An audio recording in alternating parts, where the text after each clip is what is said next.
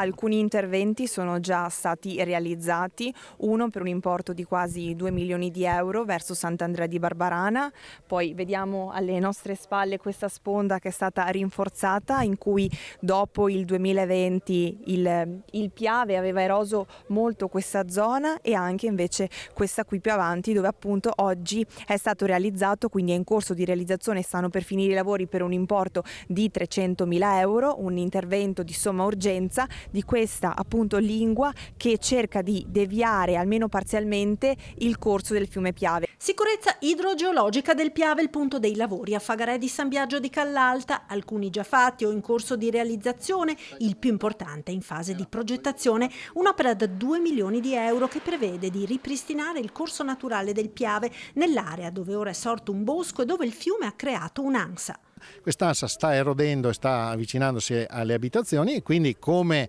stiamo intervenendo anche da altre parti, rinaturalizziamo il corso del Piave ridandogli la strada che aveva una volta. Ora il fiume si sta pericolosamente avvicinando all'abitato. Questo intervento ridurrà in maniera significativa l'erosione della riva, che si è accentuata nelle ultime grandi piene del Piave, nel 2018 con Vaia, nel 2019 con l'Acqua Granda ed ancora con la piena del 2020.